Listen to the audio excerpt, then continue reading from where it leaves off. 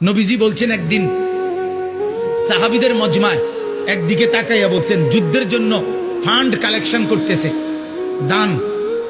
আল্লাহর নবী বলেন এদিক থেকে আছো কে? যুদ্ধের জন্য দান করবা। ওসমান বললেন দাঁড়ায়া 100 উট আল্লাহর রাস্তায় দান করলাম। আল্লাহর নবী এদিক দিয়ে হাত বাড়ায় বলছে এদিকে আছো কে? আল্লাহর রাস্তায় দান করবা। ওসমান ওই দিক দিয়ে ঘুরে এসে এনে আইয়া দাঁড়াইয়া কয় 100 উট আল্লাহর রাস্তায় দান করলাম। 200 হইল। মাঝ বরাবর হাত দেখাইয়া নবী বলছে এদিকে কে আছো? আল্লাহর রাস্তায় যুদ্ধের জন্য দান করবা। ওসমান এখানে এসে বলছে আল্লাহর রাস্তায় আরো 100 উট আল্লাহর রাস্তায় দান করলাম। 300 হইল। ভাইয়া 6 বার নবীজি বলছে আর কে আর কে আর কে? 6 বারই ওসমান দাঁড়াইয়া দাঁড়াইয়া বলছে 100 100 100 100 100 100 600। কয়শো? 600 উট।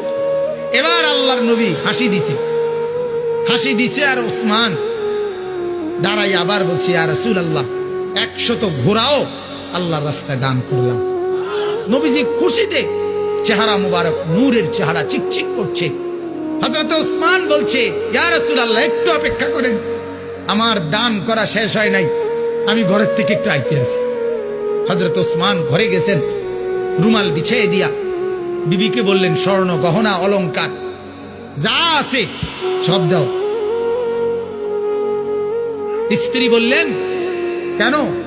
বড় কোনো পার্টি, উনি ব্যবসায়ী ছিলেন তো, বড় কোনো মহাজন বড় লেনদেন মানে বড় পুঁজি খাটাইতেছেন নাকি?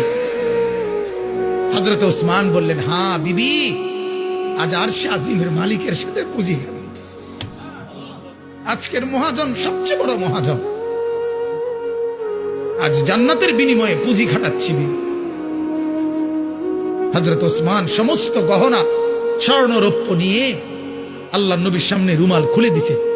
হাদিসে আছে আল্লাহর নবী এক হাতে স্বর্ণের টুকরা এক হাতে রৌপ্যের টুকরা হাতে তুলে আল্লাহর নবী তখন বলছেন আল্লাহুম্মা ইন্নী রাযীতু আন উসমান ফারদি আনহু।